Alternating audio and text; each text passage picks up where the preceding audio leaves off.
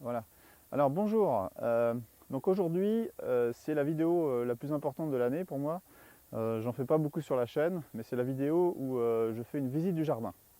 Alors en 2020, j'ai fait une visite qui était en juillet. Et là, on est le 15 octobre. Donc on est mi-octobre. Ça permettra de voir le jardin avec d'autres conditions. Et ça permettra notamment d'évaluer les stocks qu'on a pour affronter l'hiver. Donc c'est une partie intéressante. Alors ça va être une vidéo assez longue, en plusieurs séquences qu'on pourrait éventuellement découper. Mais là bon, je fais le choix de les mettre à la suite pour que ce soit assez naturel en fait. Donc là je vous présente les partenaires de travail. Alors ils n'ont pas beaucoup travaillé, hein, parce qu'ils ont pour fonction un petit peu de se reproduire. Je ne sais pas si ça fonctionne. J'aurai peut-être la surprise au printemps, hein, je laisse un peu tranquille. Donc il y a Dexter, c'est les talons, et puis Oslan, c'est la jument. Et puis le cheval avec lequel je travaille le plus, c'est forcément Sirius. Voilà. Donc c'est un hongre. Et puis là vous voyez, j'ai quelques tomates en fait qui sont un petit peu mûres. Et donc là, ils apprécient beaucoup. Voilà. Voilà, donc on va travailler avec lui juste après avoir fait les récoltes. Et puis, tiens, je vais leur donner des tomates aux autres aussi. Voilà, c'est intéressant de voir ça. Tiens, allez, Oslan, voilà. Et puis Dexter, voilà, tiens. Voilà, voilà. Bon, après, c'est une tomate, deux tomates, c'est pas beaucoup. Voilà. Alors maintenant, ce qu'on va faire, c'est que on va me suivre avec la brouette et on va faire toutes les récoltes. Alors ok, donc là on est devant les deux tunnels qui sont bâchés, sous lesquels il y a de la production, hein, il y a la brouette un petit peu plus loin, donc on va la retrouver là. Et puis aussi on est devant donc des actinidia, hein, donc c'est des arbres qui produisent des kiwis. Alors c'est un échec sur la ferme, il faut être clair. Je les ai achetés il y a 10 ans, là, en même temps que tous les autres arbres de mon verger. C'est vraiment un arbre qui demande beaucoup d'attention au démarrage et je dirais pendant les 4, 5, 6 premières années. Voilà. Et j'ai pas trouvé le temps, j'ai accumulé les erreurs en fait et tout simplement j'ai pas pris le temps de bien m'en occuper. Avant d'arriver là et de produire ces quelques kiwis qu'il y a, hein, là il y a une quarantaine d'actinidia. Je n'ai que ça pour cet hiver, quoi. Donc c'est uniquement pour la consommation personnelle. Et en fait, initialement, j'avais acheté 160 pieds de kiwi, voilà, 160 actinidia. Et là, il ne m'en reste plus que 40. Alors pourquoi? Parce que l'actinidia, ça demande vraiment beaucoup d'eau au démarrage au printemps. Ça craint énormément les escargots. Hein. Donc quand les arbres sont jeunes, en fait, il faut vraiment faire la chasse aux escargots, les années à escargots, évidemment. Et puis ensuite, il faut bien sélectionner les lianes qui vont permettre de monter en fait sur une structure. Et c'est vrai que je pense que ce qui coûte le plus, c'est avant d'implanter les actinidia, c'est de mettre en place la structure. Alors là, comme je change pas mal de choses sur ma ferme au niveau de ma vente, je renonce à les développer beaucoup. Donc là, ils sont en place depuis 3 4 ans. Et je les avais déjà déménagés 2 fois.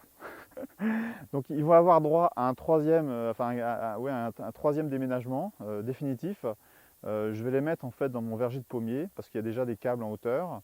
Et puis je vais essayer de les suivre, d'en suivre une quinzaine, une vingtaine. Et puis tout ça, ça va redevenir finalement de la prairie disponible pour les chevaux ou disponible pour autre chose. Donc c'est vrai que bon, ça c'est une culture qui normalement est une culture pilier en fait pour tenir l'hiver. Moi ce qui m'intéressait quand j'ai acheté mes arbres, c'était comment tenir l'hiver. Parce que l'été en fait on a des fruits, on a des fraises, il y a plein de fruits l'été, les gens ne sont pas forcément tellement demandeurs des fruits d'ici. Par contre l'hiver, c'est intéressant d'avoir des pommes, c'est intéressant d'avoir des kiwis. Et c'est là-dessus que j'avais mis pas mal d'efforts, il y a 10 ans. C'était ça mon projet, quoi. Donc voilà, c'est intéressant de vous montrer ça, que les actinidia, c'est vrai que c'est facile en culture, disons que beaucoup de gens disent que c'est assez facile parce qu'il n'y a pas de ravageurs. Et en fait, c'est faux, hein. Il y a des ravageurs, et puis il y a un soin à la culture, et il y a un soin aussi à la structure qui va supporter ces arbres qui peuvent théoriquement produire, hein, s'ils sont irrigués et puis bien amendés, ça produit 100 kg de kiwi par arbre, hein. Donc c'est vrai que c'est considérable. Donc là, aujourd'hui, j'ai jamais produit 100 kg, hein. Je crois que c'est l'année dernière, j'ai produit un petit peu plus, mais là, il y a vraiment très peu. Voilà, donc on va aller voir dans les serres ce qu'il y a eu cette année.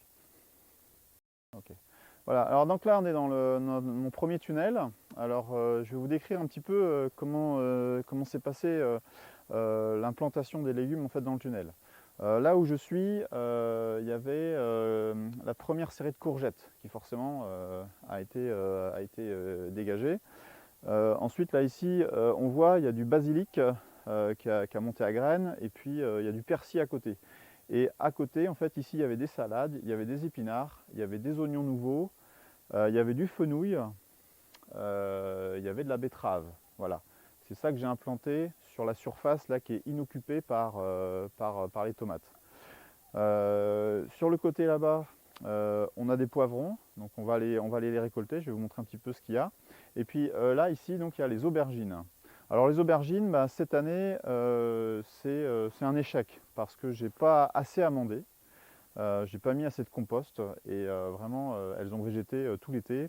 Donc j'ai eu des petites aubergines que je récoltais pratiquement tous les 10 jours seulement, quoi. Alors que normalement on peut récolter tous les 3-4 jours des aubergines si elles ont suffisamment à manger. Donc ça, c'est vrai que c'est à bien retenir, hein. Faut pas, l'aubergine, c'est vraiment un légume qui a besoin de beaucoup de compost. Après, bon, c'est une culture qui a été quand même relativement facile parce que, comment dire, il y a juste à mettre une toile tissée, implanter les aubergines, mettre des arceaux sur lesquels en fait les aubergines se tiennent. Après, elles ne se sont pas beaucoup développées. Voilà, donc là, bah, d'ailleurs, là pour le marché, là, j'ai pas besoin de trop en récolter. On va aller voir quand même. Tiens, bah alors voilà les aubergines que je ramasse aujourd'hui. Donc ça va me permettre de vous montrer en fait les variétés que j'ai cultivées. Alors ça, je crois que c'est la violette de Florence. Donc c'est une variété, ou c'est la rouge pourpre, je sais plus. Enfin, en tout cas, c'est une très jolie variété. Donc là, j'en ai un bel exemplaire. Et puis là aussi, voilà, bah, c'est la même chose. J'ai des striées violettes aussi, et puis des blanches, hein, qui sont très, très goûtées, les blanches, hein. Et puis bah, j'ai les noirs classiques. Voilà. Alors voilà. Alors là, on peut dire que c'est la dernière récolte en fait d'aubergines de l'année. Puis on voit quand on oublie de récolter une aubergine, en fait là c'est une blanche qui est devenue jaune et qui devient très très dure, hein. Donc les aubergines en fait ça se récolte quand elles sont encore un petit peu souples en fait au niveau de la peau, quoi. D'une façon humoristique, quand j'étais sur le marché et puis j'expliquais à mes clients comment est-ce qu'on pouvait savoir que l'aubergine était bonne à manger, en fait, eh ben, je leur disais, écoutez, quand vous touchez la peau d'un aubergine, c'est comme si vous touchiez la peau d'un orque. Parce que la couleur noire me faisait penser à l'orque. Et du coup, bah, toujours les clients me demandent, mais non, j'ai pas touché d'orque, moi je sais pas à quoi ça ressemble la peau d'un orque. Et puis ça faisait rire un peu les gens, quoi. Voilà. Donc voilà, ça c'est les aubergines. Alors ensuite, on va passer aux tomates cerises qui sont là. Alors c'est intéressant parce que les tomates cerises que vous voyez là, il y en a 160 pieds à peu près. Et en fait, ils sont issus des gourmands qui ont été prélevés sur les 40 pieds de tomates initiales de tomates cerises que j'ai reçus de mon producteur de plants. Donc en fait, avec 40 pieds, si on prend tous les gourmands de chaque pied et qu'on les met dans de la terre, puis qu'on réussit la prise en masse en fait, des racines dans la terre, eh bien on peut avoir 160 pieds de tomates cerises. Alors je pense que c'est peut-être un peu excessif. Puis alors on voit là, on est sous abri, donc il y a quand même un petit peu de mildiou qui a fini par attraper quelques parties. Alors c'est pas dû au fait de la météo, parce que là la pluie ne peut pas venir à l'intérieur. C'est de mon propre fait, parce que je pense que j'arrose toujours avec les asperceurs, donc par le dessus, les tomates en début de culture. Puis à un moment donné j'arrête, justement quand je sens que ça commence à être ligne pour mildiou. Et puis bah, des fois je me loupe un petit peu. Donc là typiquement le mildiou a démarré. Mais alors c'est pareil, c'est parce qu'il était présent à côté, hein, il était présent quand même sur des cultures juste à côté, quoi. Voilà. Voilà. Donc là, je récolte les tomates cerises. Voilà. Donc ça se détache bien, il n'y a pas besoin de sécateur. Voilà. Voilà. Ouais, même je pense qu'il faut que je les mette comme ça et que je les capte là. Voilà, alors après avoir récolté les tomates cerises, là, on vous montrera après sur la brouette, hein, tout ce qu'on a ramené. Oui, je précise là que je fais une vidéo parce que j'ai enfin un stagiaire. Voilà. Le stagiaire tant attendu tout l'été. Voilà. Donc c'est pour ça que je peux faire une vidéo. Alors là, donc je vous montrerai après. Hein, voilà, vous le verrez sur la caméra. Donc ça, c'est des poivrons. Voilà. Alors les poivrons cette année, ça a très bien marché. Voilà, vraiment très bien marché. Je trouve que par rapport à la tomate, c'est une culture vraiment intéressante parce qu'on perd beaucoup moins de fruits en fait sur les arbres que sur les tomates. Disons que le poivron, on peut le laisser, je pense, 3 ou 4 semaines en fait, sur l'arbre à maturité avant de le récolter. Et ça, c'est vraiment très intéressant. Donc là, ce que je fais, on est le 15 octobre, donc c'est la phase finale un petit peu pour tous ces légumes-là. Donc c'est simple, je récolte tout, quoi. Voilà, je coupe les branches et puis je coupe tout. Même s'il y a des poivrons verts, pas arrivés à maturité complète, les gens de toute façon ils veulent de la couleur, donc ils veulent du rouge, du vert, de l'orange. Voilà. Alors là, bon, c'est ce qu'on appelle des corneaux di taureau rouges, donc des cornes de taureau rouges. Et j'ai aussi des cornes de taureau jaunes, j'ai des oranges. Voilà, on vous montrera, je vous montrerai quand j'aurai tout récolté là. Voilà. Et voilà. Voilà, alors dans les poivrons que j'ai aussi cultivés, cette année c'est la première fois que je cultive des mini poivrons. Donc c'est des poivrons dits à farcir, puis on peut les utiliser aussi pour des salades. Donc c'est assez intéressant hein, comme petit poivron, ça se présente comme ça. Alors j'ai plusieurs couleurs, hein, j'ai des oranges, il y a des jaunes et des rouges. Ça j'ai vu que dans un magasin ça se vendait 16 € le kilo. Et puis moi, bon, c'est des poivrons, je les vends le prix des poivrons, quoi, c'est-à-dire 5,50 €, quoi. C'est bien pour mes clients, quoi. Mais c'est vrai que c'est sympa, c'est assez sympa. Voilà. Donc là maintenant on est dans le deuxième tunnel dans lequel il y avait toutes les tomates initiales hein, donc, que j'ai reçues autour du 15 mars. Donc là on a les tomates cerises qui ont permis après de faire toutes les tomates cerises qu'il y a dans le premier tunnel. Ensuite là au fond là-bas on a les tomates Paola. Là on a de la tomate marmande. Hein, donc elles ont fini leur cycle évidemment. Là c'est normal qu'il y ait certains plants qui soient morts.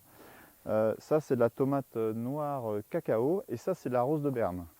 D'ailleurs la rose de Berne je la reçois un petit peu après, je la reçois mi-avril en général. C'est comme ça qu'ils font. Voilà. Ils considèrent que la tomate rose de Berne il faut un peu plus de chaleur. Là il y a aussi une autre série de poivrons. Alors là c'est des poivrons corneaux di taureau, là, des cornes de taureau rouges. Et puis un petit peu plus loin il y a aussi des poivrons carrés orange et puis des poivrons jaunes. Et ici, là, il y avait toute une ligne de concombres. Et les concombres ont vraiment énormément produit cette année. Ça a été c'est vraiment un gros succès. Et là, sur le côté, là, on a deux planches de tomates Paola qui sont issues des gourmands de la première série. Alors là, c'est pareil. C'est un petit échec parce qu'en fait, on voit qu'ils sont quand même un petit peu malades. Alors que normalement ils sont sous abri. Je dirais que c'est le même problème qu'avec les tomates cerises là-bas. J'ai un peu forcé sur les arrosages un peu trop tard et du coup ils ont un petit peu le mildiou, quoi. Mais bon, globalement j'ai pas perdu trop de fruits, c'était quand même très intéressant. Voilà, donc là je récolte les tomates. Voilà, les tomates donc ça c'est des tomates rouges Paola, hein, c'est une tomate c'est la tomate un peu fétiche des maraîchers bio, hein. C'est une tomate très productive. Alors la tomate Paola, on peut la récolter sans outils en fait. Hein. Voilà. Alors là on est à un stade où par exemple voilà, cette tomate là ici là, on voit elle a une petite tache noire. Alors ça c'est probablement la tuta ça, qui a démarré un peu quand même nettement les ravages. Alors ça peut se présenter avec des taches noires, donc là bon elle est trop mûre de toute façon donc je vais la laisser au sol. Et puis autre exemplaire. Voilà, ça c'est une tomate aussi qui est attaquée par la tuta. Alors ça va, elle est pas trop attaquée, c'est commercialement vendable, mais ça me pose question quand même pour l'avenir sur la culture de tomates, parce que c'est vrai que la pression de la tuta est de plus en plus forte chaque année en fait. Donc jusqu'ici j'arrive à éviter les soucis, mais j'ai un peu peur que ce soit quand même compliqué dans l'avenir. Donc voilà. Alors c'est vrai que là, tiens, je parle des tomates, mais en fait c'est intéressant cette vidéo dans sa globalité parce que c'est aussi le dernier jardin d'été que je peux vous montrer dans ce volume-là. Puisque bon, j'ai choisi d'arrêter la vente directe là, pour avril 2022 pour pouvoir me libérer du temps pour faire ma maison. Ça prendra plusieurs années. Donc en fait, ce volume de légumes d'été, en fait, c'est la dernière fois que je le fais. Mais enfin, on va dire que d'une année à l'autre, depuis 12 ans, c'était à peu près le même scénario. Donc là, ce que je fais là, c'est quelque chose qui pour moi n'a pas beaucoup de secrets depuis 12 ans. Mais bon, c'est intéressant quand même. Alors c'est pareil, là, les tomates, là, on va dire depuis, moi, je crois que depuis début août, en fait, je ne m'en occupe plus, à part la récolte. Voilà. Parce que je préfère me consacrer sur d'autres cultures, parce que aussi je considère que bon, la tomate, elle a fait son cycle sur 5 ou 6 bouquets, et donc il n'y a pas besoin de mettre trop de temps, trop d'énergie à vouloir absolument faire durer le plus longtemps possible les tomates. Et là, cette année, bon, j'ai encore d'ailleurs des tomates qui sont vertes, qui vont mûrir là, jusqu'à la mi-novembre. Il est probable qu'il y ait certains plants que je vais laisser et qui vont me produire des tomates presque jusqu'à Noël. De toute façon, c'est ce que je dis toujours à mes clients, c'est qu'en fait, les tomates s'arrêtent chez moi, c'est quand il fait -3 à l'extérieur. Parce qu'à -3, parce qu'en fait les tunnels là, ici offrent une protection jusqu'à -3 à peu près. -3, -2. Voilà. Enfin, je récolte les concombres, donc c'est les derniers de la série. Alors là on voit quand même la taille que ça peut avoir, c'est vraiment intéressant. Donc le concombre, c'est un légume qui demande beaucoup de compost. Alors là pour le coup j'avais mis la dose. Et puis ça demande un arrosage très soutenu et ça produit énormément.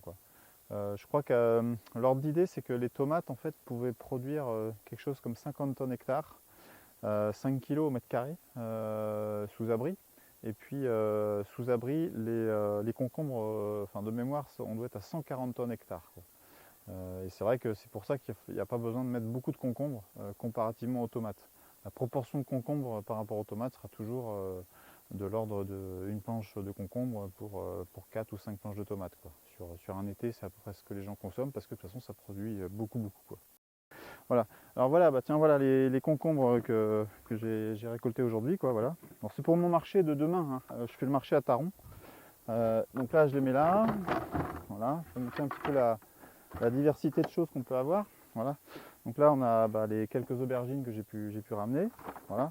Alors après, cette récolte-là, c'est une récolte fin octobre, fin mi-octobre, c'est pas du tout représentatif puisqu'on récolte l'été. L'été, on récolte une caisse pleine d'aubergines, on récolte 2 ou 3 caisses de concombres, ça n'a rien à voir. Voilà. Alors voilà les petits poivrons. Voilà. Les petits poivrons, vous voyez, toutes les couleurs, ça c'est vraiment très sympa, très mignon. Attends, faut que j'évacue ceux qui sont un petit peu abîmés. C'est bien. Voilà. Après, voilà, on a les gros concombres, voilà, enfin gros poivrons, pardon. Voilà. Alors, tiens, les tomates cerises, voilà, délicieuses, elles sont vraiment délicieuses ces tomates cerises. C'est des tomates cerises cocktail, si vous voulez connaître la variété. J'ai aussi de la black cherry, mais qui est quand même moins bonne que la cocktail. Et puis là, bon, les plants de black cherry, ils sont tous malades, donc il n'y a plus beaucoup de tomates à récolter. Alors que là, la cocktail, c'est vraiment très bien.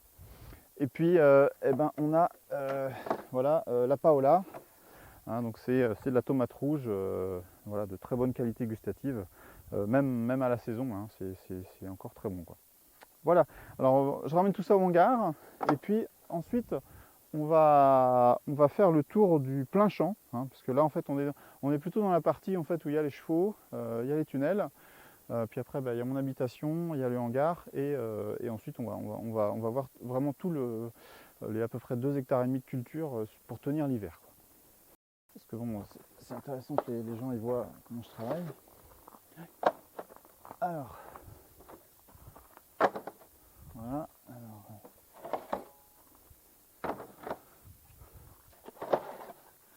Alors voilà.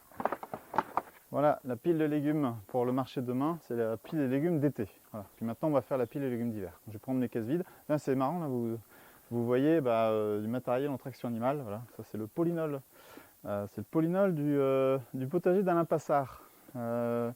Avec lequel j'ai appris la traction animale en 2006 quand j'ai fait mon premier stage en fait en BPREA et j'ai fait un stage dans le potager d'Alain Passard. C'était l'adresse à l'époque où il fallait aller pour voir la traction animale.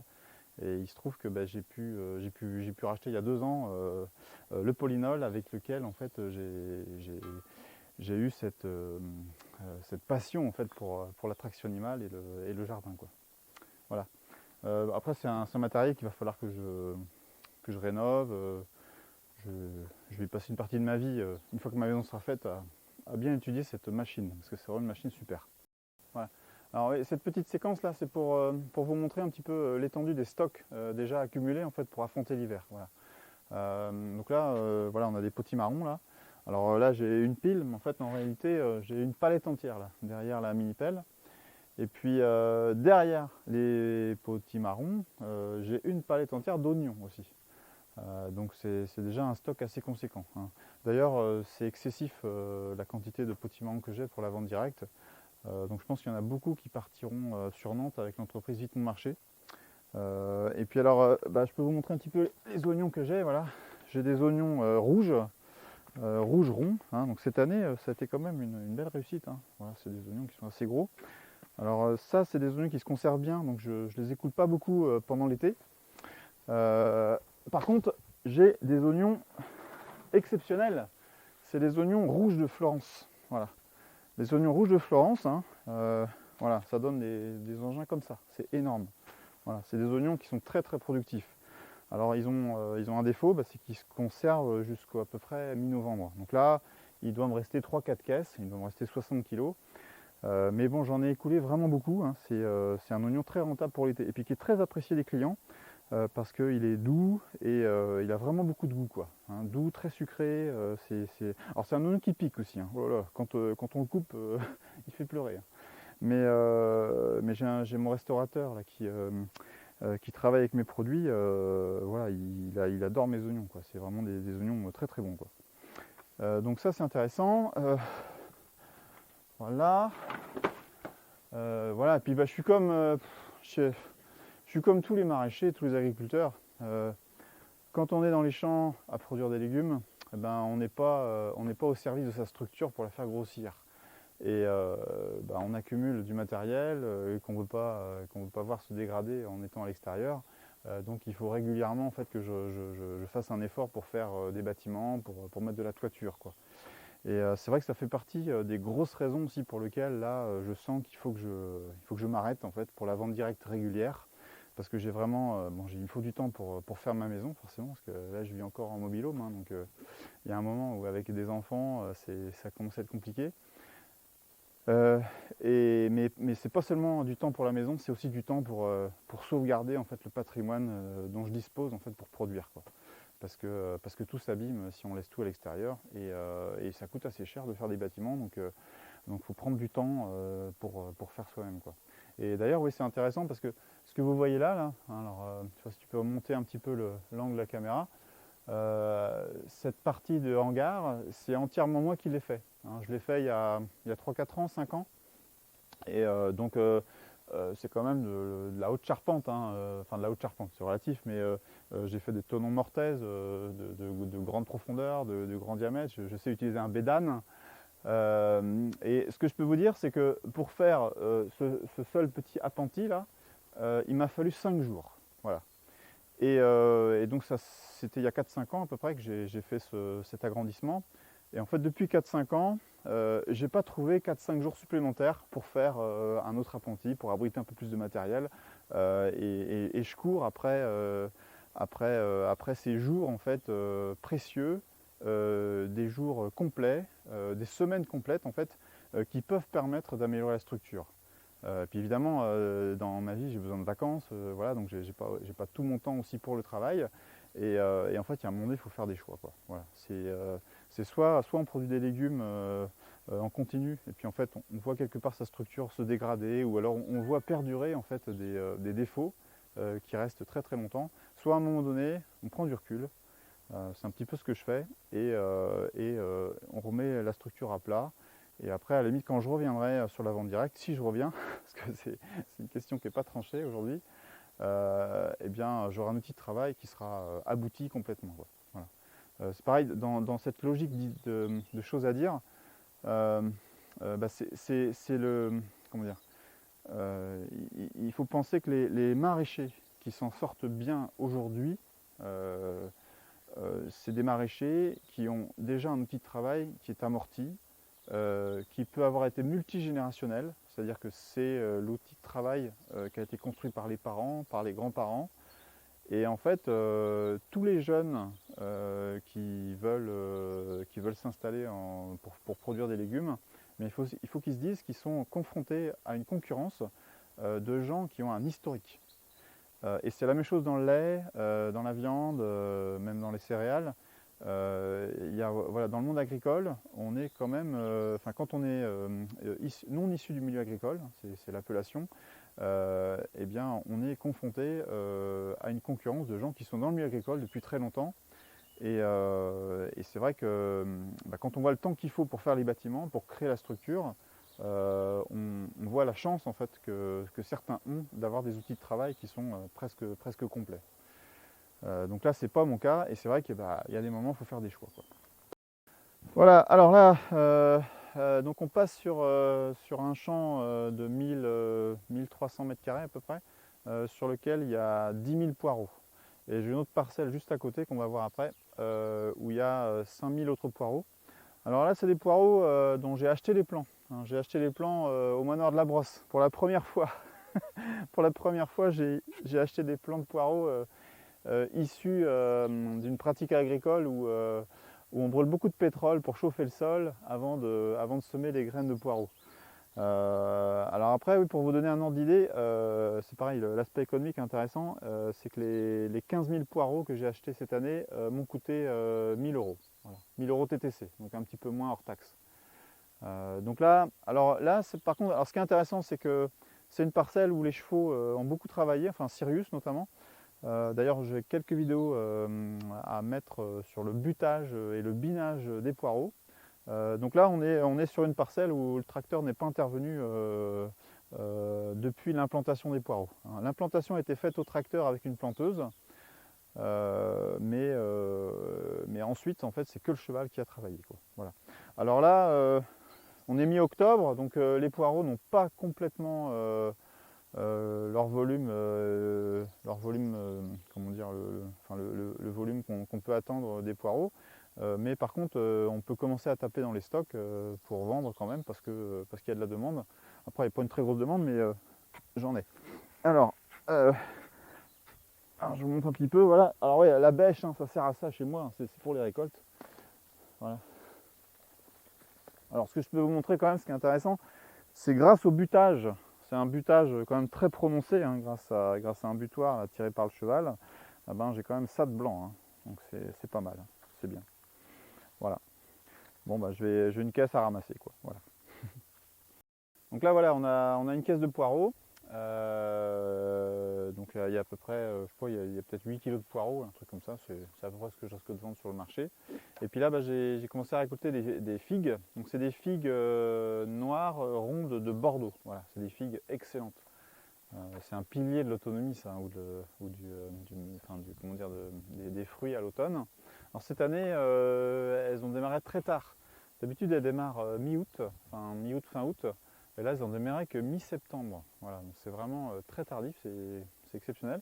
Alors les arbres qu'il y a derrière, là, ici, c'est des arbres qui ont 8-9 ans à peu près. Voilà, donc là, maintenant, on peut dire qu'ils sont à leur taille très productive. Alors tiens, tu peux te rapprocher et puis je vais montrer un petit peu comment...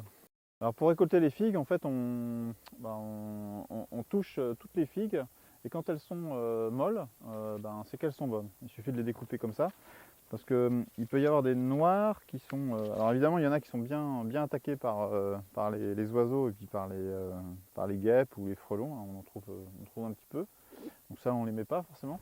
Et puis voilà, donc là par exemple, là, voilà, ça c'est de la belle figue, hein, quand même. Regardez. C'est magnifique ça. C'est vraiment délicieux ça, délicieux, délicieux. Donc en fait, on fait le tour de l'arbre, voilà, et puis on touche, on touche. Si c'est dur, on prend pas, ça attendra, ça attendra. Là, tu vois, c'est encore bien dur. Bon, je suis content parce qu'il y a quand même pas mal de figues à venir. J'espère qu'avec le soleil, elles iront au bout de leur maturité. Voilà. Là, voilà, donc on a récolté les figues là.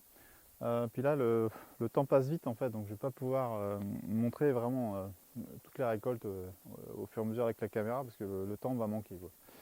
Mais je veux quand même montrer un petit peu l'ensemble des cultures. Donc là, derrière moi, il y a les 10 000 poireaux, il y a les cerisiers, il y a 22 cerisiers, il y a 22 figuiers là. Ensuite là, il y a des salades qu'on voit au loin.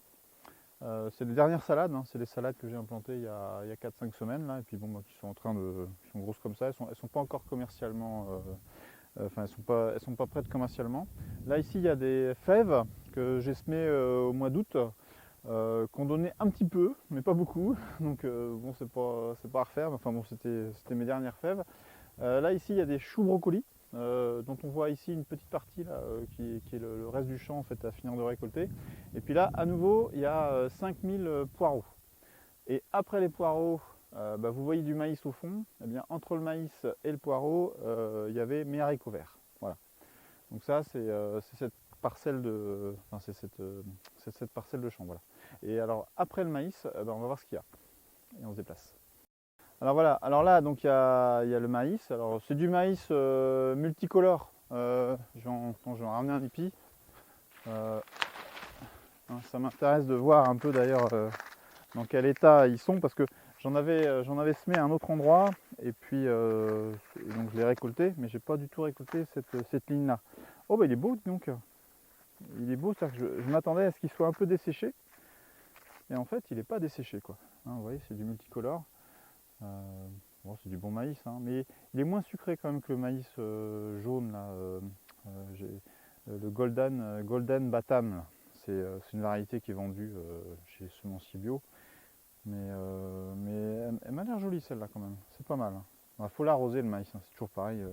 Quand on n'arrose pas, on a des plus petits épis. Puis là, c'est pas complètement pollinisé, donc ça n'a pas trop d'importance. Bah, c'est bien. En tout cas, je sais que je pourrais y revenir et récupérer du maïs qui doit être assez bon. À côté, voilà, ça c'est le panais. Alors qui est très enherbé cette année. Alors le panais a été fait en traction animale. C'est-à-dire j'ai formé des buttes, j'ai passé la hersétrille et j'ai semé le panais en sommet de butte.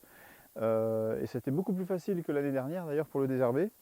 Et puis ensuite j'ai un peu laissé, j'ai pas trop bien géré, donc en fait les passe-pieds là sont un peu enherbés, mais c'est pas trop grave. C'est pas trop grave parce qu'en fait le panais, là on va être dans la saison où on va recevoir pas mal de pluie là. Enfin il va pleuvoir peut-être d'ici 15 jours là, pour les vacances de la Toussaint là.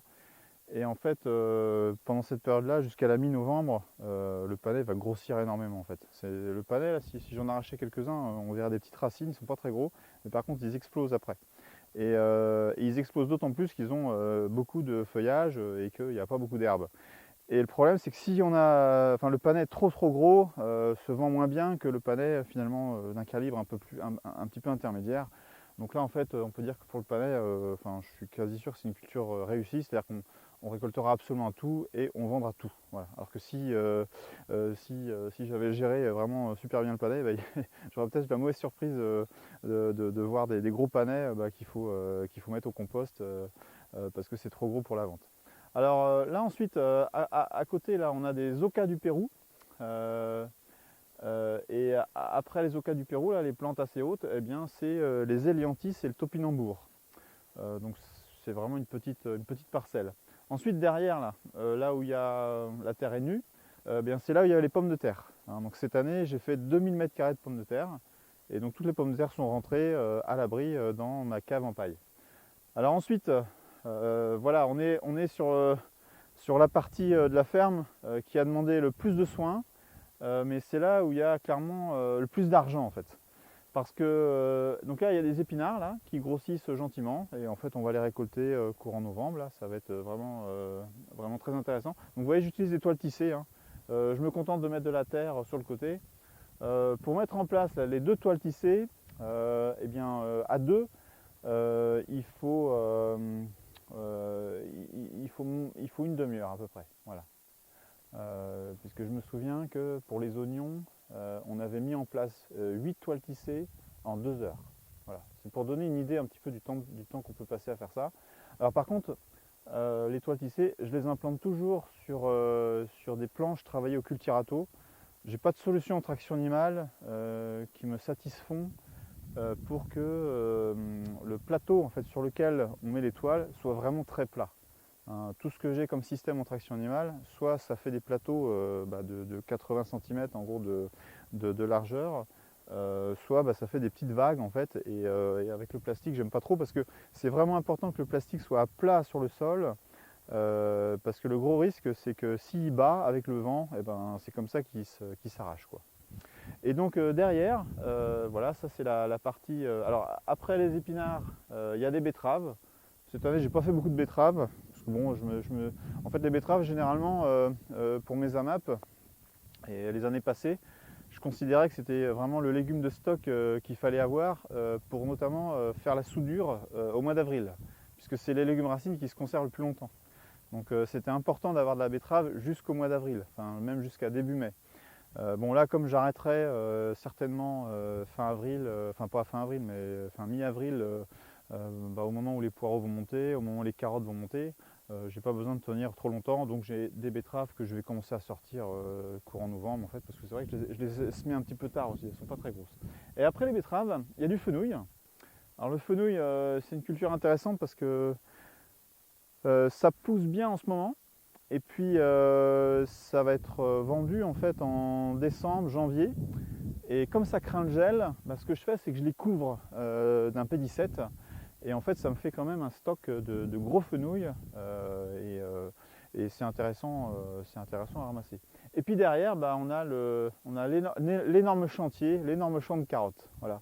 Alors cette année il y a, je crois qu'il y a 130 lignes de carottes. Répartis sur des. Alors là, c'est des planches que j'ai formées au cultirato, donc au tracteur.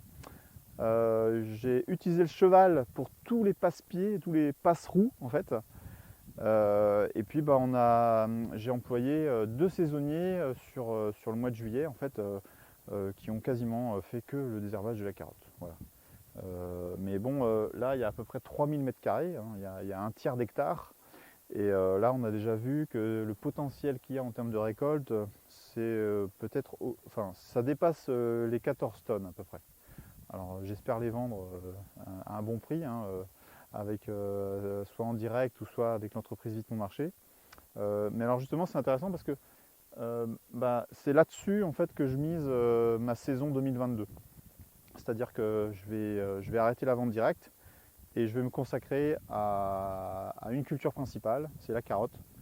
Et puis une culture secondaire, c'est le panais. Je réfléchis peut-être à une 3e culture pour faire travailler davantage les chevaux. Ce sera peut-être pas les poireaux, parce qu'il y a un risque avec les poireaux, c'est la mouche du poireau. Donc il faut quand même s'équiper beaucoup de filets. Et j'en ai marre d'investir. j'ai envie de fonctionner avec l'existant. Mais par contre, voilà, les carottes, ce sera ma grosse base. Et puis en fait, en réfléchissant bien, j'ai encore les arbres qui vont produire. Les figuiers, ça va produire tous les ans, je sais pas, de 200 kg de figues peut-être, ou 100 kg entre 100 et 200 kg de figues, ça dépend comment je les arrose, comment je les amende. Et puis j'ai surtout on le voit au loin, là, il y a un verger de pommiers, de 200 pommiers. Et je vous ferai une vidéo spéciale sur le verger. Déjà c'est une vidéo mémoire pour moi parce que je vais vraiment développer toutes les caractéristiques en fait, des différentes variétés que j'ai. Et cette année tous les pommiers sont pleins, ce que j'ai jamais vu jusqu'ici, hein. Après c'est un verger qui est quand même jeune, qui a 8 ans ou 9 ans, donc c'est normal qu'il y a certaines variétés qui n'ont pas donné jusqu'ici, mais là cette année c'est une année à pomme quoi. En étant ici, on a presque fait le tour du jardin. On va quand même aller là-bas. Et puis on aura fait le tour pour aujourd'hui. Voilà, donc quand, quand je récolte les pommes de terre, j'utilise une arracheuse à ligneuse avec le tracteur. Parce que ça permet de sortir toutes les pommes de terre. Et ça ne sort pas que les pommes de terre, ça sort aussi les cailloux. Du coup, j'ai l'habitude, en fait, après la récolte des pommes de terre, et puis après la récolte des oignons, enfin, une fois que tous les légumes de garde ont été mis en réserve, et bien en fait, là, on voit dans le champ en fait, qu'il y a plein de pierres qui sont apparentes. Et donc ça, je prends une après-midi en général pour essayer de toutes les ramasser, quoi. Puis donc j'accumule des pierres qui peuvent me servir pour de la maçonnerie, pour mettre dans des endroits où ça s'enfonce trop, enfin, où j'en ai besoin, quoi. Donc ça c'est régulier, j'ai régulièrement des pierres à disposition grâce à la mécanisation. Et alors là, tiens, tu peux tourner. Voilà, donc là on a le champ de carottes. Donc là, il y a, voilà, il y a un tiers d'hectare à peu près qui est mis en culture. Et les filets, en fait, donc c'est des filets anti-insectes. Ils doivent couvrir à peu près 2500 mètres carrés. Je crois que c'est à peu près ça. Donc j'ai un peu plus de 500, j'ai peut-être 700 mètres carrés qui ne sont pas couverts. Et donc là, c'est ce que je récolte en priorité. Voilà. Parce qu'en fait, les dégâts de la mouche de la carotte, hein, c'est ce pourquoi je mets des filets. On les voit réellement à partir de mi-décembre, quand les années de forte attaque, et même parfois on les voit qu'en janvier en fait. Donc là, j'ai de la carotte rouge sang. Alors je ne sais pas si je peux en sortir à la main, je vais voir. Les bêches sont un peu loin, mais ouais, si, on voit bien. Voilà. Et donc c'est de la carotte, qui est rouge à l'extérieur et bien orange à l'intérieur et qui est très très sucrée. Là, une carotte comme ça. Alors si vous voulez, la stratégie que j'ai eue cette année, c'est une stratégie où j'ai acheté un tracteur de 70 chevaux, enfin 69 chevaux en début d'année. Mon idée c'était, je voulais gratter plus profond le sol pour que mes carottes s'enfoncent davantage. Alors donc j'ai gratté le sol 2 ou 3 fois là. Alors après avec le tracteur ça prend 3000 m², ça prend 1h30 quoi, en étant lent en plus, hein, d'accord. Donc ça n'a pas pris beaucoup de temps. Ça a peut-être consommé 30 ou 40 litres de fuel, hein. Ça consomme quand même, hein.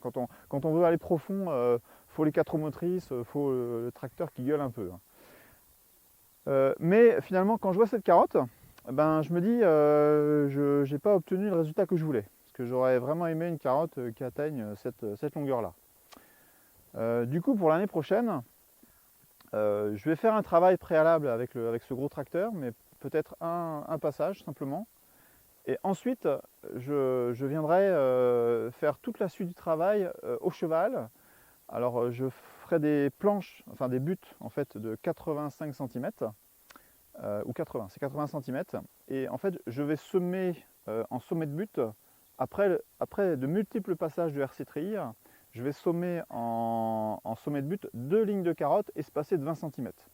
Ça veut dire que le cheval aura en gros entre 55 cm et 60 cm pour marcher. Et puis il y aura en sommet de butte en fait 2 lignes de 20 cm de carottes. Alors la problématique c'est de gérer ce petit passe-pied, enfin c'est pas un passe-pied, ce petit espace entre les 2 lignes de 20 cm de carottes. Eh bien là, je pense que je vais le recevoir. Là, j'ai commandé une motobineuse Makita, alors qui est basée sur un moteur électrique à batterie en fait. Et en fait, ça se présente un peu comme une débroussailleuse. D'ailleurs, c'est un outil multifonction en fait qui peut servir de débroussailleuse et qui a cet outil en fait motobineuse. Et je pense que comme ça, je devrais arriver à bien gérer en fait cet espace, qui est un espace qui sinon se gère à la main aussi. Mais alors le problème que je vois, c'est que quand les carottes commencent à bien s'étoffer, eh bien on a comme difficulté à voir vraiment ce qu'on fait à la main avec des houes maraîchères en fait. Et puis c'est physique aussi, donc je vais essayer autre chose, quoi. Donc en fait, ce qui est marrant, c'est que finalement, après 12 ans de maraîchage, 12 ans de production de carottes, où la carotte a toujours été quand même une culture que j'ai j'ai mis du cœur à réussir, ben je n'ai toujours pas défini un vrai itinéraire technique qui me convient, quoi. Et puis je me souviens très bien d'une année où, alors c'est vrai que c'est sur une parcelle où il y avait plus de sable, où les carottes que je produisais, pas sur l'ensemble de la parcelle, mais sur une petite partie, c'était des carottes qui avaient cette longueur-là. Donc je sais que c'est possible dans mon sol. Alors maintenant, je pense qu'il y a quelque chose qui se passe là à 25 cm, 30 cm du sol. Les carottes ne peuvent pas pénétrer assez. Peut-être que c'est une question de variété aussi, parce que c'était une variété particulière, mais je ne me souviens plus exactement. Il faut que je retrouve, la solution pour avoir ce résultat-là. Mais bon, c'est comme la vidéo que j'ai faite l'année dernière sur la récolte des carottes. Vous avez peut-être dû sentir, je cherche un objectif, quoi. Voilà. Et là, peut-être que la rouge sang aussi, c'est une carotte qui est conique, qui n'a pas tendance à aller trop profond. Et donc c'est peut-être normal d'avoir ça. En tout cas, la rouge sang aussi, j'ai pas fait l'erreur de l'année dernière, c'est-à-dire que l'année dernière, j'avais semé de la rouge sang début juin, et ça m'avait fait des très très grosses carottes, dont on va dire la moitié avait explosé, avait fendu. Donc j'avais perdu pratiquement la moitié de la récolte, hein, parce qu'une carotte fendue, ça se vend nulle part. Et là, cette année, ces carottes-là, je les ai semées le 17 juin ou le 10 juin, enfin, non, juillet, c'était en juillet, voilà, ou ouais, le 2 juillet, enfin, je sais plus, il faudrait que je regarde sur mes notes, mais je les ai pas semées en juin, je les ai semées en juillet. Et là, j'ai des carottes qui, globalement, là, en regardant sur quelques mètres, il y en a très très peu qui se fendent, et j'espère que si la pluie arrive, bon, qu'elles vont pas exploser trop, quoi. Donc ouais, c'est quand même technique, hein. Mais ça, c'est de la bonne carotte. Et puis après, les carottes que j'ai ici, c'est de la carotte, alors c'est de la, il y a de la Laguna et de la, je sais plus le nom, je verrai, mais j'en ai deux de façon principale. Puis je crois que j'en ai parlé dans une des vidéos là, avec, où je montrais justement la problématique des semences de carottes. Et là par contre, j'ai des carottes en fait qui sont très denses, parce que les graines étaient petites. Et donc je pense que j'ai fait une erreur, c'est-à-dire c'est de ne pas espacer assez en fait l'espace entre les graines qu'on peut régler avec le semoir en fait. Alors heureusement la carotte ça pardonne un peu ce genre d'erreur, c'est-à-dire qu'elles gonflent entre elles et globalement ça va. Mais je me retrouve avec un petit peu le même problème que ça, c'est-à-dire que j'ai pas des carottes qui vont quand même très profond. Donc je me pose quand même des questions par rapport au sol, par rapport au travail du sol qu'il faut faire avant. Voilà, c'est quand même toujours en recherche en fait. Voilà. Ok, alors là, ouais, je vous montre. Donc après le champ de pommes de terre, en fait, il y a le gros carré à fraises en fait. Donc il y a 5000 fraisiers devant vous. Alors, on va dire il y en a 2500, 3000 qui sont à peu près désherbés, et puis il y en a 2000, j'ai pas eu le temps de bien fignoler. De toute façon, le problème c'est que je me retrouve un peu débordé avec les fraises et puis tout ce qu'il y a à faire sur le jardin. Alors j'en ai vendu beaucoup quand même.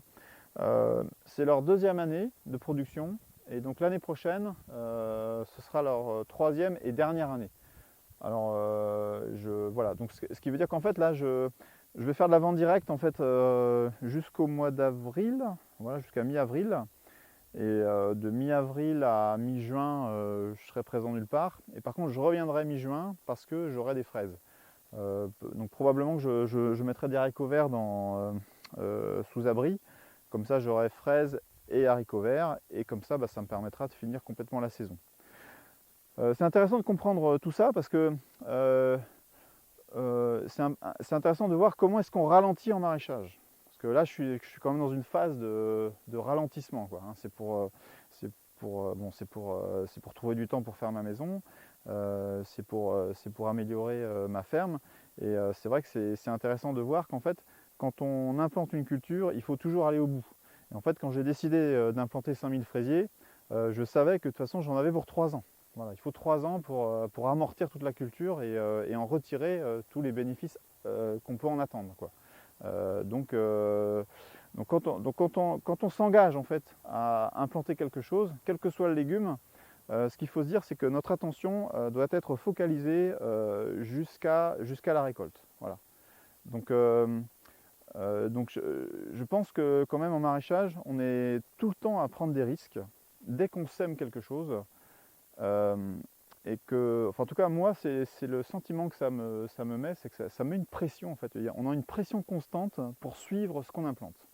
Et d'autant qu'en plus, y a des cultures, en fait, elles sont en place pour plusieurs années, les arbres notamment, quoi. Et là, c'est vrai que après 12 ans là, de pratique, je me rends compte que j'ai besoin un peu de souffler et la vente directe ne permet pas ce genre de choses. En fait, la vente directe, le problème, c'est qu'il faut toujours alimenter sa vente directe. Il faut toujours garder les consommateurs, quoi.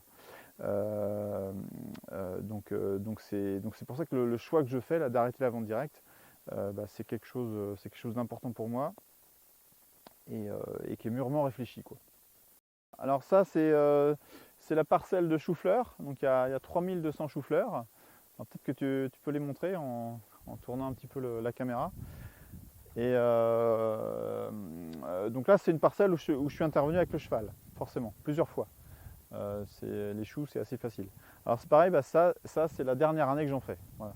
Alors pourquoi? Parce que les choux-fleurs, même si c'est un légume d'hiver, en fait, je veux dire, en vente en gros, en fait, on le vend très très mal parce qu'on est en concurrence avec des très très gros systèmes, les Bretons, hein, qui sont très spécialistes du chou-fleur et qui proposent des choux-fleurs à vraiment des prix très très bas.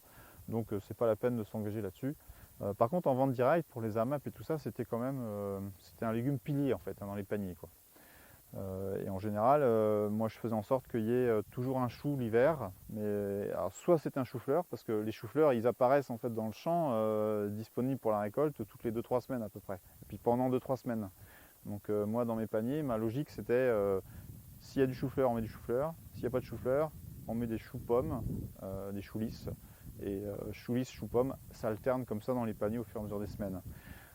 Mais ça veut dire que je mets un chou très régulièrement dans les paniers, mais je mets pas que du chou non plus, quoi. Voilà. Et ça c'est vrai que c'est intéressant, il faut pas dégoûter les gens, quoi, avec les choux, quoi. Parce que c'est quand même comme des légumes qu'il faut digérer, il faut prendre le temps de les cuire aussi, enfin comme la plupart des légumes d'hiver. Mais ça fait partie il faut faire attention, quoi, quand on est en vente directe, de pas en faire trop, quoi. Par contre c'est un légume qui demande beaucoup de place. Donc le chou-fleur, c'est un légume qui est quasiment interdit en permaculture, quoi. Enfin, ce qu'on appelle la culture avec du paillage et puis sans travail du sol. Là on est sur des espaces qui sont incompatibles avec un paillage, avec la grelinette. Là on est forcément sur de la mécanisation à minima en traction animale, quoi. Voilà, alors là on est sur la parcelle en fait qui a reçu les oignons. Donc là il y a eu 9000, 12 000 oignons je crois, ou 10 000 oignons. Enfin, il y a eu 8 toiles tissées d'installées, 8 toiles tissées de 50 mètres de long, et chaque toile fait 770 trous. Et il y avait un peu de salade, hein. Je crois qu'il y avait 3 plaques de salade, mais tout le reste c'était des oignons. Donc là ils sont tous ramassés et il reste seulement les toiles tissées au sol. Alors là les oignons, ça fait partie des cultures où je me pose des questions, par exemple pour la vente en gros en fait, parce que ça peut être très bien géré en traction animale. Alors pas forcément avec les toiles tissées là comme je faisais, mais plutôt sur butte, et puis on installe les oignons en sommet de butte, et après je viens régulièrement avec le cheval brosser le côté des oignons avec des houes rotatives. Je sais que je l'ai fait une année, il y a quelques années, et puis, mais par contre le problème c'est qu'il faut être un peu d'astreinte pour régulièrement passer, et c'était pas forcément compatible avec toute l'urgence qu'il y a pour implanter les haricots verts, pour implanter les carottes. Enfin c'était un peu compliqué. Mais j'y pense pour les années futures. Ça peut faire partie des cultures qui pourraient rebasculer en traction animale en étant assez efficaces, quoi. Alors derrière, on a des framboises. Alors des framboises qui sont en place depuis 10 ans. Et là, j'ai commencé à les déménager dans d'autres endroits. Et là, je m'aperçois en fait que quand on les bouge et puis qu'on les met dans un terrain amendé, ça peut produire d'énormes cannes et de la grosse production, de la grosse framboise. Donc ça c'est intéressant. Alors je vais tout déménager ça, parce que comme je vais produire moins de légumes, je vais avoir davantage de place pour les chevaux en fait. Et du coup là ce sera une parcelle complète là, de presque un demi-hectare, et qui sera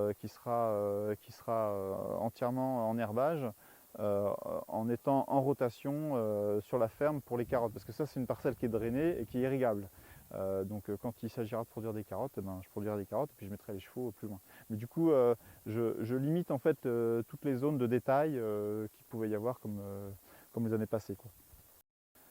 Ok, alors ici là on est dans la parcelle de céleri, donc il y a 2000 céleris, alors là sur des buts 100% faits en traction animale, entretenus en traction animale.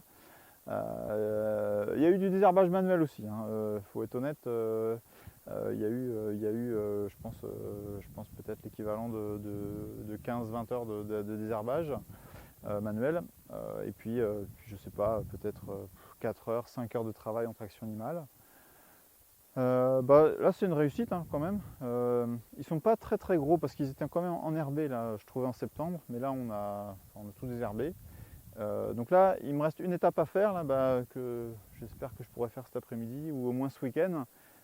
C'est griffer le sol avec le cheval et puis aussi c'est les buter, donc les chausser. Pourquoi? Pour protéger les céleris du gel l'hiver. Sachant qu'ici il gèle pas dur. Alors je peux être surpris, parfois il va falloir venir amener des pédicètes sur la culture, mais là ça fait pas mal d'années que c'est pas arrivé. Donc là maintenant le simple chaussage en fait suffira pour protéger les céleris tout l'hiver. Et du coup c'est intéressant parce que disons que quand on est dans l'est de la France ou dans le nord, il faut récolter les céleris à peu près mi-novembre, enfin avant le gel, parce qu'on risque d'avoir vraiment toute la production de céleri qui peut être détruite par le gel. Et là ici, les hivers sont relativement cléments. En fait maintenant il fait froid en mars, et avant il fait relativement doux. Donc ça veut dire qu'on peut récolter les céleris au fur et à mesure des commandes. Et c'est très apprécié par le commerce parce que tous les feuillages, en fait, il y a une partie du feuillage qui reste vert. Et un céleri avec un petit peu de cheveux, c'est quand même beaucoup plus joli, plus appétant que du céleri qui est coupé au ras, où il n'y a plus de verdure, quoi. Et puis derrière, pour finir, là, il y a des choux. Alors il y a des choux rouges paumés, et il y a des choux de Bruxelles et des choux de Milan. Voilà. Et puis derrière, il y a mon verger de pommes. Alors on voit, il est encore un peu plein, enfin il est plein, il est plein. J'ai vraiment des quantités de fruits considérables cette année. On fera un tour du verger un autre moment pour que je vous montre un petit peu toutes les qualités de toutes les variétés en fait, que j'ai sur mon domaine. Voilà. Bon, là, c'est la dernière partie de cette visite du jardin. Donc c'est un gros champ de courges. Il y a pas très loin de 1000 mètres carrés, peut-être un peu moins. Alors là, pour le coup, c'est un champ aussi presque 100%, à 80% traction animale. Donc là, j'ai formé des buts à 80, et puis on a mis des plants de courges que j'ai semés moi-même en fait, en sommet de chaque butte. Enfin, même pas en sommet. On avait arasé la butte pour que les plants soient relativement bas finalement dans la butte. Et ensuite, avec le cheval, j'ai détruit toutes les buttes intermédiaires. Donc en fait, mes rangs de courges sont espacés de 160 cm, d'1,60 m. Voilà. Donc ça fait un bel espace pour passer avec le cheval. Et comme les courges sont légèrement sur butte, ça permet de passer avec des outils, les outils rotatifs, en fait, les bineuses à doigts, cresses, et ça permet d'éviter beaucoup de désherbage manuel. Alors là, les courges que j'ai, il y a de la Jack B. Little. Donc c'est une petite courge là, qui est assez sympathique, qu'on peut farcir. Puis bon, au moment d'Halloween, c'est pas mal de présenter ça. Donc là, il y en a elles ont été récoltées pour l'essentiel. Là-bas, ici, on peut les voir au loin, c'est toutes les butternuts. Et puis ici, là, il y a des potimarrons japonais et aussi des courges muscade de Provence. Alors les potimarrons japonais, c'est ça. Voilà. Donc c'est des petits potimarrons comme ça, verts. Après, comme je les ai implantés relativement tard dans la saison, courant juillet, c'est pour ça qu'en fait ils sont un peu en décalage avec les potimarrons qui sont déjà stockés. Je pense que l'année prochaine, si je fais des courges, je les sèmerai direct en terre, toute façon, j'aurais plus que ça à faire, donc je les réussirai forcément, quoi. Donc ça c'est potimarron japonais. Et puis là, il y a ce qu'on appelle la muscade de Provence. Voilà. Ça c'est de la très grosse courge. Bon, qui cette année n'est pas très grosse chez moi, mais c'est pas plus mal parce que c'est quand même des courges qu'on a du mal à vendre si elles sont très grosses, quoi. Enfin, faut les trancher. Je préfère les vendre par bloc, quoi. Bon ben voilà, alors cette vidéo voilà, est terminée. Bon, c'est une vidéo qui a pour objectif d'être un aide-mémoire pour me souvenir un petit peu de qu'est-ce que j'avais implanté il y a enfin, quand je reverrai cette vidéo moi-même, si vous voulez, dans 2-3 ans, bah, je serai content de voir comment est-ce que j'avais implanté le jardin. Surtout, ce serait intéressant une fois que ma maison sera construite, et puis je me poserai la question de revenir à la vente directe, de retrouver les volumes, les proportions de jardin qui contiennent des courges, qui contiennent des carottes, qui contiennent du panais, qui contiennent des choux, voilà, parce que je pense pas que je vais oublier, mais ça peut être bien d'avoir une vidéo qui montre ça. Bah alors c'est pareil, c'est bon, alors là en plus là j'utilise du matériel, vous me voyez avec un micro Rode là, donc j'ai investi. Il y a un appareil photo là, c'est Lumix là, enfin, c'est un appareil photo qui accepte un micro en fait. Voilà, c'était ça le truc. Donc là je commence à un peu m'équiper. Je cours encore après le temps, hein. Depuis février-mars, je travaille à peu près 80 heures par semaine. C'est à peu près ça. Bon, c'est le maraîchage, hein. Faut pas rêver. C'est pas avec le maraîchage qu'on devient riche. Ça c'est sûr. Mais par contre, on peut quand même avoir un sens à sa vie. On peut trouver vraiment plaisir à avoir pour plafond le ciel, pour mur des haies avec des oiseaux. Il y a tout un spectacle en fait qu'offre la nature qui est difficile à retranscrire d'ailleurs avec des vidéos. Et puis aussi ce que je me rends compte là, c'est que bah, moi je suis quand même un peu sur le déclin, on va dire, quoi. Parce que là forcément arrêter la vente directe et basculer sur la vente spécialisée, vente en gros, c'est une forme de déclin. Du coup moi je suis moins intéressé en fait pour faire des vidéos qui parlent du maraîchage. Alors forcément il y a beaucoup de gens, enfin il y a quelques personnes qui viennent me demander des informations sur le maraîchage, avoir mon expérience. Mais maintenant, je vais plutôt être dans une démarche d'aller voir un petit peu ce que font les gens pour construire des maisons. Enfin, je vois Alexis et Agnès là, qui sont sur leur tracteur à déplacer des pierres et puis qui trouvent qu'ils n'ont pas assez de temps pour faire du potager. Et ben, en fait, voilà, moi je passais trop de temps dans le potager et puis maintenant il va falloir que je brasse des pierres ou que je brasse de la terre, de la paille et puis que je fasse de la charpente, quoi. Et puis tout ce qu'il y a à faire dans une maison, quoi. Alors c'est pareil, je ne sais même pas si j'aurai le temps de faire des choses intéressantes sur YouTube, hein. Je ne sais pas trop ce que va devenir ma chaîne en fait. C'est vrai que je me pose des questions. Enfin, pour le moment, on est au tout début, hein. C'est vraiment. Je sens qu'il y a un potentiel, mais je ne sais pas si j'aurai le temps de l'exploiter. Et puis si tout ça a du sens, parce que sur YouTube, il se passe des choses quand même que j'aime pas trop. Enfin, il y a beaucoup de censure. Et puis, bon, c'est compliqué. Voilà. En tout cas, je vous souhaite une bonne soirée, une bonne journée. Je ne sais pas à quelle heure vous regardez la vidéo. Il y a quelques vidéos qui vont arriver sur ce qui s'est passé vraiment dans la saison, parce que j'ai pris pas mal de rush, mais il faut que je trouve le temps de les monter, il faut que ce soit sympa à faire. Et puis je vais essayer de faire des vidéos, ouais, sur le passé un peu plus lointain pour moi, enfin, c'est-à-dire remonter à il y a 3-4 ans, quand notamment je suis allé aux États-Unis, quand je suis allé au Japon. J'ai vraiment des choses intéressantes à transmettre, hein, que j'ai déjà en partie divulgué à travers un live notamment. Et puis bon, bah, les gens qui me connaissent, ils savent que je parle que de ça de toute façon. Voilà. Bon, donc j'ai encore 6 mois à bosser, à vendre des légumes en direct aux gens, sur Saint-Nazaire, chez moi le lundi soir, à Saint-Brévin aussi.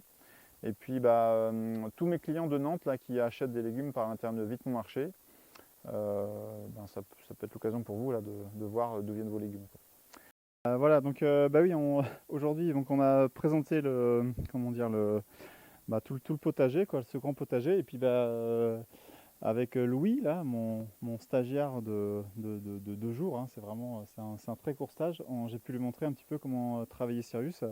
Donc là, ce qu'on a fait, c'est on a buté les céleris, là, les 2000 céleris, là, voilà. Et donc là, ouais, on voit le cheval qui est bien épuisé, voilà.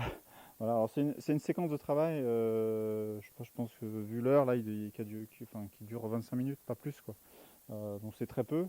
Euh, voilà, ouais, c'est vrai que c'est le problème du maraîchage, tel que je le fais aujourd'hui, c'est qu'en fait, j'utilise pas assez les chevaux. Et en fait, j'ai de la chance parce que finalement, j'ai bénéficié des AMAP il y a pas mal d'années pour m'installer. Et grâce à l'avantage que procurent les AMAP en termes de temps de travail pour la vente, j'ai pu me libérer beaucoup de temps pour mettre au point en fait cet outil en traction animale, quoi. Et donc aujourd'hui, j'en bénéficie encore sans trop de casse, quoi. Mais c'est vrai que si aujourd'hui vous êtes jeune, vous vous installez, pour avoir un cheval là qui a 12 ans d'expérience, et puis bon, savoir quand passer les outils, bien les maîtriser, de toute façon, il vous faudra 4-5 ans sans aucun souci, quoi. Enfin, ça demande vraiment du temps, quoi. Et puis chaque fois qu'on utilise un outil, il faut se dire que en fait, si on comprend pas comment on se sert de l'outil à cette saison-là, la prochaine fois qu'on aura le même type de travail, c'est dans un an, quoi, en fait. Donc en fait, c'est pour ça qu'il faut plusieurs saisons pour bien apprendre à utiliser un cheval et apprendre à travailler la terre, quoi. C'est quelque chose de long, quoi. Donc voilà, bon voilà. Alors évidemment, là je me rends compte que il faudrait être trois en fait. Il faudrait quelqu'un qui gère la caméra et puis une personne avec moi pour voir comment fonctionnent les outils avec le cheval. Et puis parce que bon, c'est vrai que c'est assez dense en fait, hein, ces journées où j'ai des nouvelles personnes en fait qui s'intéressent à la traction animale, qui se posent des questions sur le maraîchage. En tout cas, j'essaie de faire un maximum quand les gens viennent. Donc du coup, oui, c'est un petit message pour les gens qui veulent découvrir.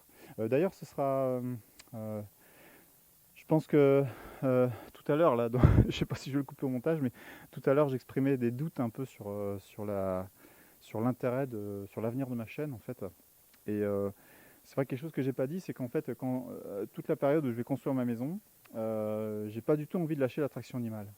Et une des façons de conserver l'attraction animale, c'est de conserver quand même un demi-hectare, voire 1 hectare de culture en traction animale sur ma ferme. Et puis c'est aussi d'organiser des week-ends en fait, pour que les gens viennent découvrir l'attraction animale. Donc je vais mettre ça en place. Voilà, ce sera pour 2022. Là, il y aura peut-être 3 ou 4 week-ends où les gens payeront, hein. Voilà, ce sera, je sais pas, 50 € la journée. Et puis ça sera en place limitée, hein. Il y aura 4 ou 5 personnes à venir. Et l'objectif, ce sera vraiment de travailler, de s'entraîner, quoi. Que vous ayez cette expérience en fait de manipuler les outils, les chevaux, et puis vous allez voir en même temps les cultures, comment elles se comportent chez moi. Enfin, et puis il y a peut-être aussi beaucoup de questions intéressantes par rapport à l'installation, quoi. Voilà. Allez, à bientôt.